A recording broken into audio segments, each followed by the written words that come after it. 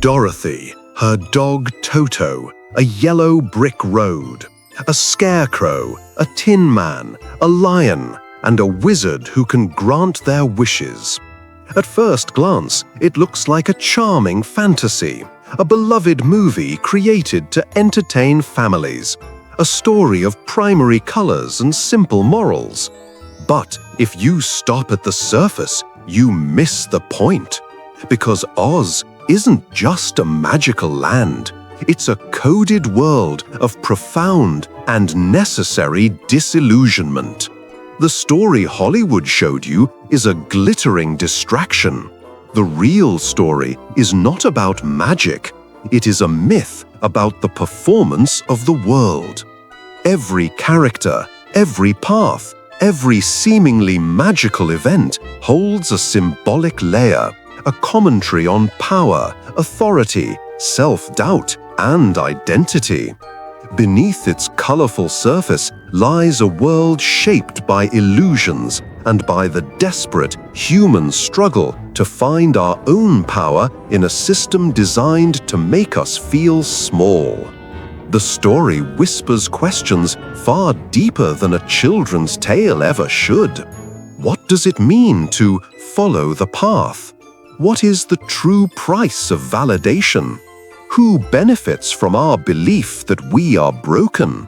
And perhaps most importantly, what happens when the authority you've been chasing is a lie?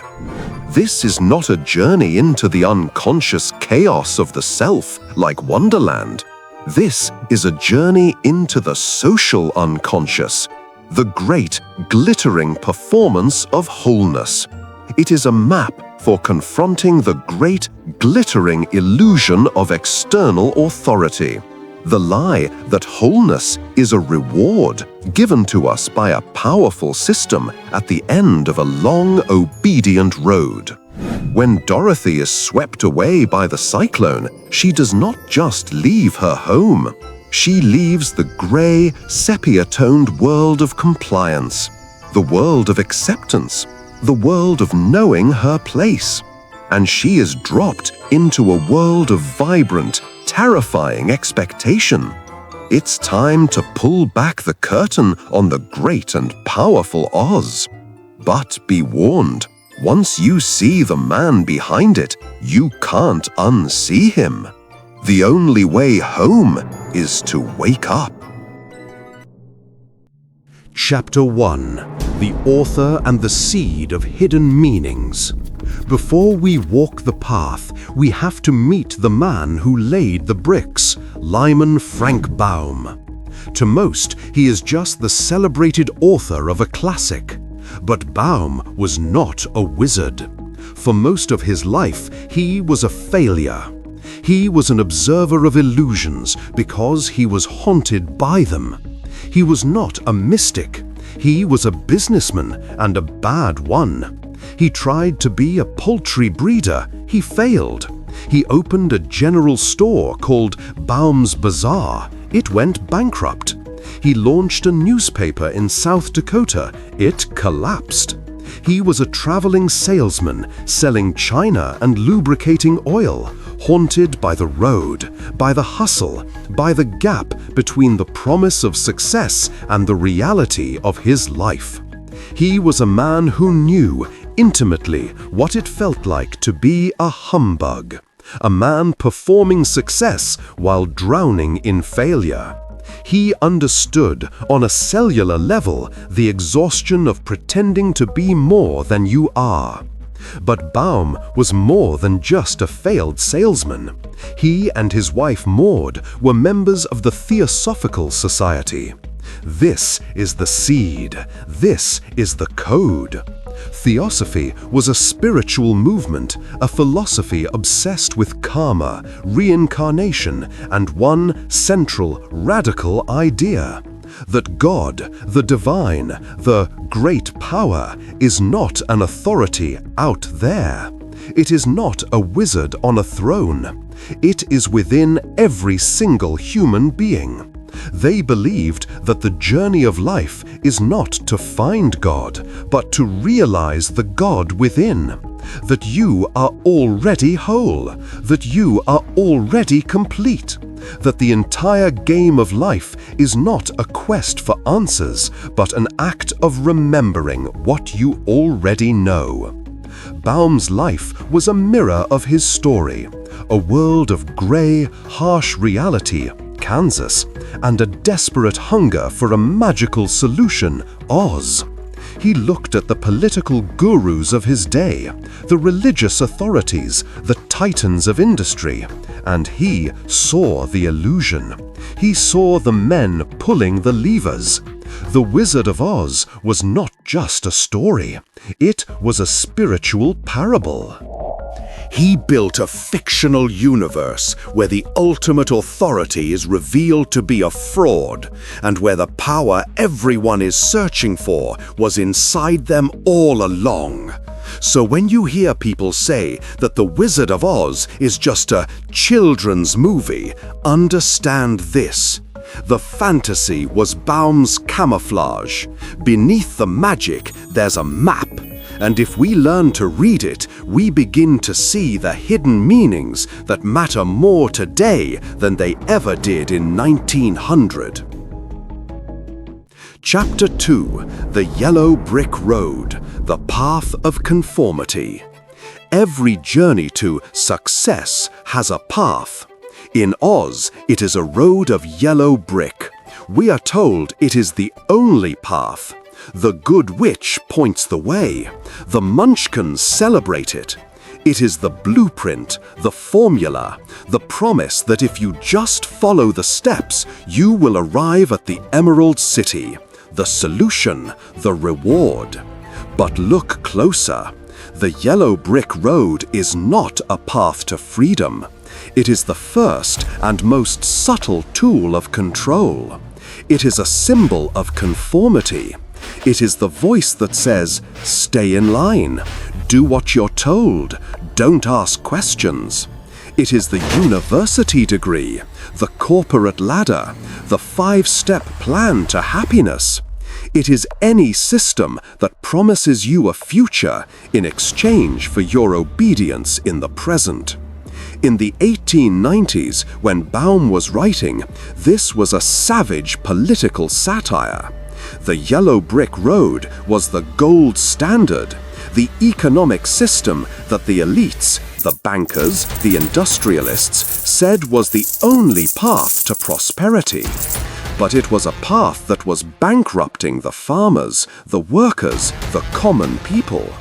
It was a road paved with a material that looked valuable, but it led only to more control. It led to the wizard. This is the hidden meaning. The path laid out for you by authority is not designed for your liberation. It is designed for their control. It keeps you moving. It keeps you focused. It keeps you believing that the answer is at the end of the road, and not where it has always been, inside you. Dorothy follows it. She never questions it. She is the perfect subject.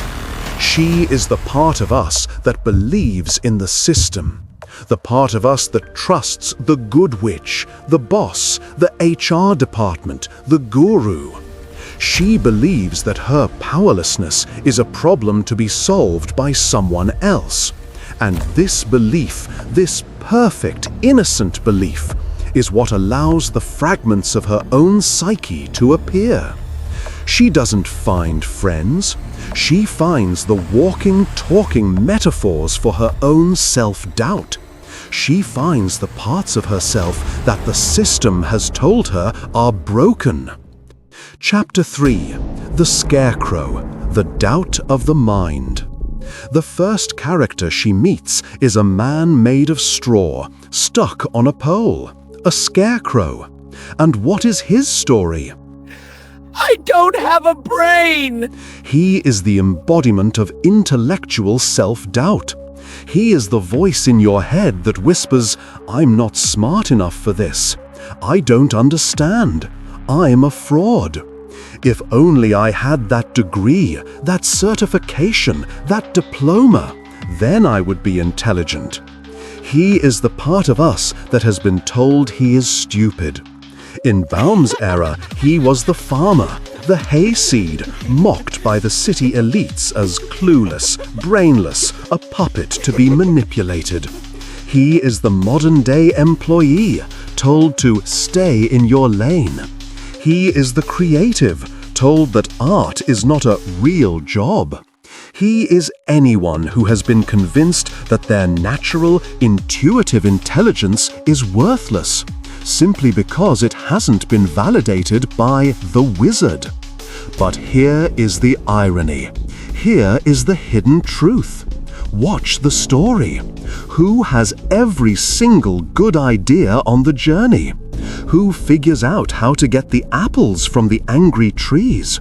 Who devises the plan to get into the witch's castle? The Scarecrow. His problem is not an absence of thought. His problem is an absence of recognition. He is the intellect he seeks. He possesses it fully, but he cannot own it. He is still waiting for the wizard to give him a piece of paper, to validate the genius he already is. The Scarecrow is the tragedy of a mind that has been taught to doubt itself. He is a warning that the system's greatest trick is not to make you stupid. It is to convince you that you are stupid, so that you will give your power away to those who pretend to be smart. He seeks logos, the mind, not realizing he is the logos. He just needs to get off the pole. He just needs to act. And so he joins the quest. He follows the path to ask a smart man to give him a brain. Chapter 4: The Tin Man, the Trauma of the Heart. Next, they find him in the forest, rusted solid, paralyzed. A man made of tin, holding an axe, frozen in mid-air. And his story? I don't have a heart. He is the embodiment of emotional numbness. He is the part of us that has been hurt so badly that we have chosen to stop feeling. He is the trauma response personified. The voice that says, "It's safer not to care. Love is a weakness. If I build a shell, if I become cold, if I become metal, I can never be broken again." The movie makes this polite. The original book is darker. The Tin Man wasn't always tin. He was a man named Nick Chopper, a lumberjack, and he was in love. But the girl he loved lived with an old woman who was in service to the wicked witch of the East. The witch did not want him to have love, so she cursed his axe, and every time he swung it, it betrayed him. It chopped off his leg. A tinsmith replaced it.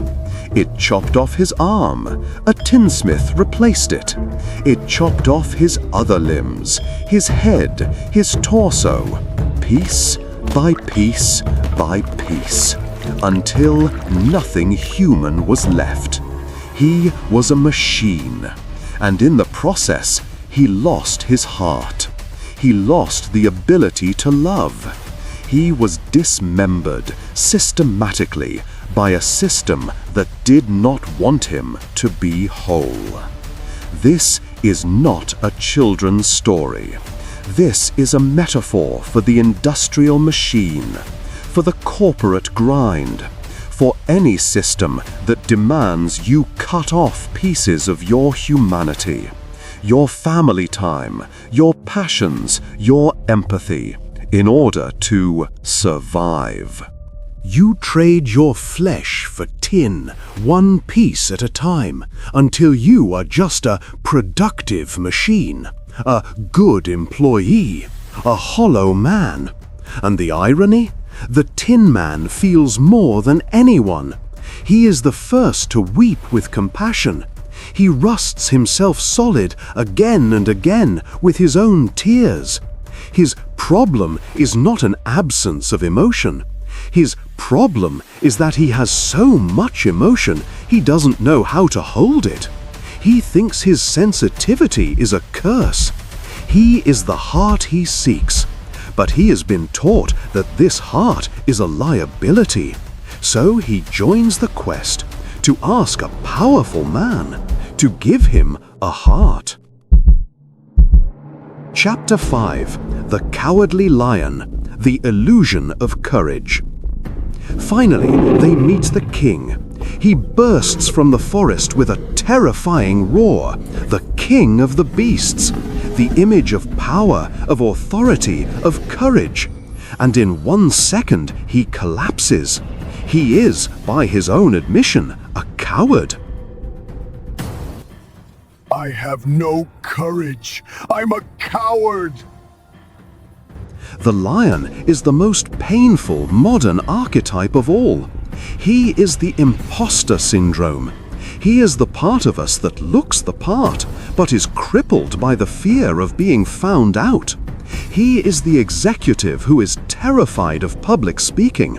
He is the leader who is paralyzed by self-doubt. He is the person whose roar is a performance, a mask to hide the trembling. In Baum's political satire, the lion was William Jennings Bryan, a politician famous for his thunderous speeches, his roar against the banks, but who, his critics said, was all bark and no bite, a coward who couldn't win. But the psychological meaning is deeper.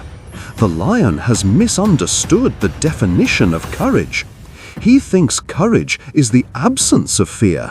He thinks that brave people are not afraid. And because he feels fear, he believes he is a coward. This is the great lie of power. Carl Jung said, courage is not the absence of fear, it is the mastery of it. Watch the lion. He is terrified always, but when the wizard demands they confront the witch, he goes. When his friends are in danger, he acts. He trembles, he cries, he complains. And he does it anyway. He is, by definition, the bravest one of the group. He is the only one who consistently acts in spite of his fear.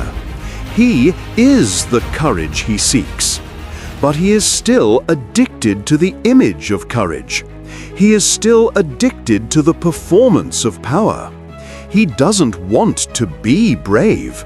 He wants a medal that tells everyone he is brave. Please, I need that medal to give me courage. Take it, brave one. May it bring you the courage you seek. He is the part of us that is desperate for external validation, for the like, for the promotion, for the applause. He is the part of us that values the symbol of success more than the experience of it. And so he joins the quest to ask a great man to give him courage. Chapter 6: The Wizard and the Witch, the Tyranny of Illusion. And so the four travelers, the four fragmented pieces of a single psyche, walk the path of conformity to the Emerald City. The city is not a place, it is a performance. They are forced at the gate to wear green-tinted glasses. They are told it is to protect their eyes from the brilliance. This is a lie. The glasses are a tool of control. They make the city green. They force the perception of wealth. It is the ultimate illusion, a system that forces you to see the world as it wants to be seen. It is the media. It is the corporate culture. It is the algorithm. It is the consensus that you are forced to agree with. And inside this illusion, they meet the wizard, the great, powerful authority, the head of the system, the CEO, the guru, the politician, the god. And he is terrifying. He is smoke and fire and a booming voice. He is the ultimate persona, the mask of power. But there is a second, darker authority, the Wicked Witch of the West. If the wizard is the illusion of authority, the witch is the internal shadow. She is the part of us that has been exiled. The anger, the envy, the resentment, the bitterness. She is the part of us that hates the good witch, our polite mask. She is the part of us that loathes Dorothy's innocence. She is the tyranny of our own unresolved trauma. She is the voice that says, "You will never be whole. You will never get home. You deserve to suffer."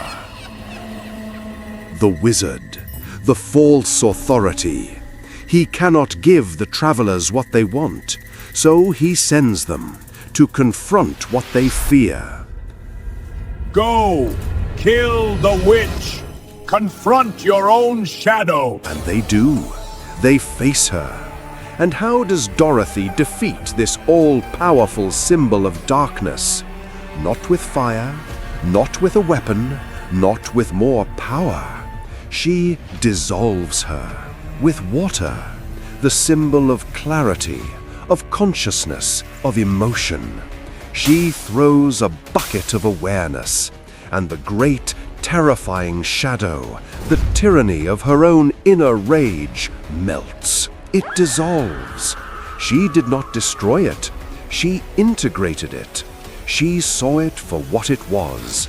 And with the shadow gone, she returns to the wizard, the great authority, and her intuition, her inner animal self, her dog, Toto, runs and pulls back the curtain. This is the moment, the climax of the entire journey, the great, painful, necessary disillusionment. The authority is empty. The power is a performance. The throne room is a stage. The great and powerful Oz is just a small, frightened man, a humbug, a failure, a man just like Bomb, a man just like us. The system is a lie. The wizard has no power to give. The wizard was never the answer. He was the obstacle, the final test, the illusion that had to be shattered before the real journey home could begin. Chapter 7: The Return. Why this matters now. Dorothy's journey is not just about returning to Kansas. It is about waking up from the great external illusion. When the curtain is pulled, the performance stops. The wizard, exposed, finally tells the truth. He cannot give them anything, but he can validate what they already possess. He gives the Scarecrow a diploma, a symbol of the intellect he always had. He gives the Lion a medal, a symbol of the courage he always showed.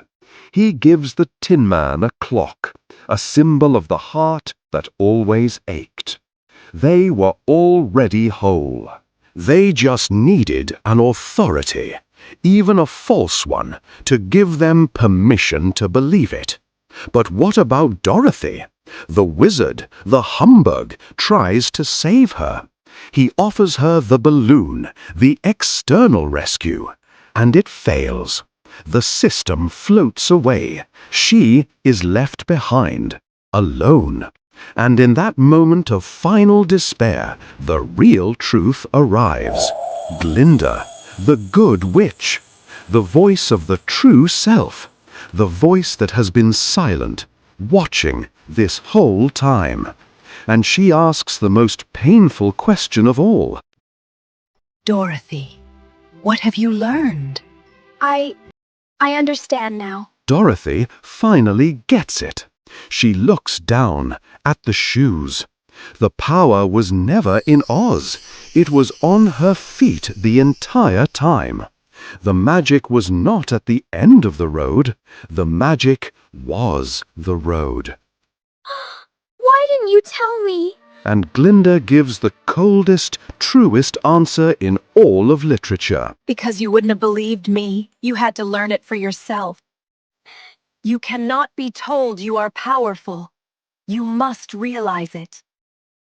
After you have seen with your own eyes that the wizards are all a lie. Home is not Kansas. Home is not a place. Home is the moment you stop seeking. Home is the moment you reclaim your power. Home is the moment you integrate your mind, your heart, and your courage. Home is wholeness.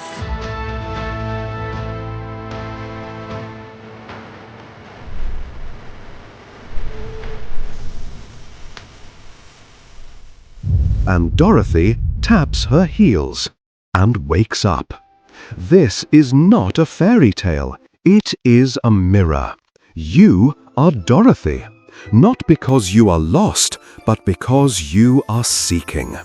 You have been told your entire life to follow the yellow brick road, the path of school, the path of the job, the path of success. You are walking it right now. You have met the Scarecrow, the voice that whispers, "You are not smart enough." You have met the Tin Man, the trauma that says, "Do not feel, it is not safe." You have met the Lion, the impostor syndrome that says, "You are a fraud, your roar is a lie." And you are walking, all of you, to a great, glittering emerald city, hoping, praying that a wizard, a boss, a guru, a partner, a system will finally look at you and grant you a brain, a heart, courage. But survival is not the end. It is the beginning. The real journey is not to Oz. It is waking up from it. It is the courage to pull back the curtain, to see the systems of power for what they are, hollow, frightened, and false. It is the realization that the diploma, the medal, the title, they are just tin. They are just paper. The power was never out there. It has been in you all along. This channel exists not to give answers, but to name what is silent, to speak for the disillusionment, the doubt, the quiet rebellion of finding your own power in a world of wizards.